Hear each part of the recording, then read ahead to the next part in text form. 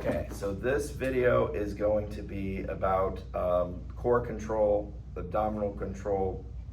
So I'm going to try to make it as simple as possible, but it is a little complicated. So you have your abs here. So we think about the lower ribs, those 2 points there, and sometimes those will be a little more flared, maybe on one side more than the other, and that can indicate there's weakness there on that side. And then down here, if you follow your thighs up to about the belt line there in the front of the pelvis, you should have some hip pointers there, and again, one side might be pulled forward more than the other, more prominent, and that could also mean core weakness there. And in between all that is your gut, your abs here, and that's the top layer of muscle. Below those, and it's a much more expansive muscle. The abs are like right in the front center, but if the muscle that's underneath actually wraps all the way around, all the way to the spine really, or connecting with muscles in the spine. So that's the transverse abdominis. That is the girdle or corset muscle there. And so that's the one that pulls in, so sucking in your gut kinda. It also has deeper ties into your pelvic floor. So sometimes people have issues with incontinence. That would be oftentimes a weakness of that muscle versus these muscles, or a combination of that muscle with the pelvic floor muscles. So this can also be useful for better controlling those types of issues with the pelvic floor, because it does coordinate along with those other muscles much better than the abs do, okay? But these muscles have to work together. The abs and then the transversus here, they have to work together, the abdominals and the transverse. So different layers, different muscles, they work differently, but they also work together, okay?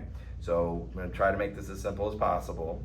And I'm going to demonstrate this on my back because that's probably where you'll be starting.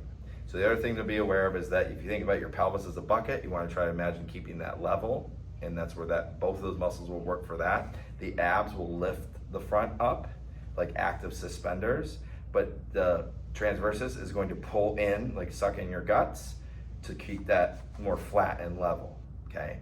So when the stomach protrudes forward, okay, whether you have a little extra weight there or just weakness of those muscles and distension, or if you're pregnant and everything's getting pushed out, that will also pull on your back because that transverse muscle is not able to operate when it's all stretched out. It's going to be weak, okay? And it's not going to be able to hold everything in and keep you in that cylinder. And the abs are also going to be stretched out and not be able to keep you flat in the front here by pulling the ribs down and the pelvis up to close that in. But if the transverse is weak, it's going to block that from happening too. And the other thing that happens oftentimes in both pregnancy and when you're a little overweight and weak is you might get a little separation. So if you're lying on your back and you lift your head and do a little sit-up, you might feel a bulge or see a bulge come out there. You know, like that movie Alien, a little alien comes out, right?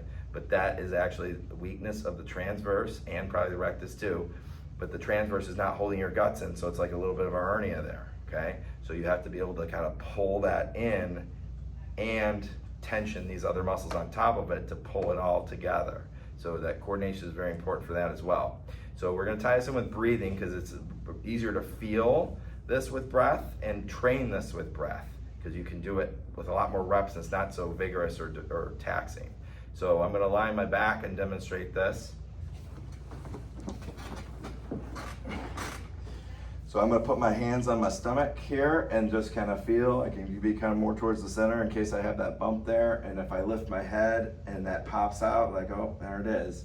Okay, maybe it doesn't happen, but you just want to imagine. So now I'm going to be pretty close to my lower ribs here. And as I breathe in, I want to try to fill my tummy with air as I breathe in. So just kind of tummy breathe or belly breathe here. Feel that expand, right?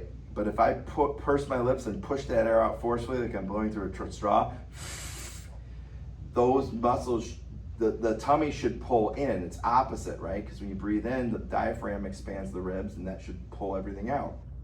When you do the opposite, it's the abdominal muscles and the intercostal muscles squeezing everything back in. But if you find that when you push out or lift your head and do a crunch, that things push out, then you got your wires crossed. So what's not happening is you're not pulling in from the transversus there, the transverse abdominis. So you gotta suck that in and blow out at the same time. And for those of you with stress incontinence, where if you cough or sneeze and you pee a little bit, that's where you have to train that slow first and then progress it to doing that more quickly forcefully so you can train those muscles to engage along with the pelvic floor muscles. So if you're familiar with Kegels, you want to suck in there too. It's like reverse urination. You want to suck that in too.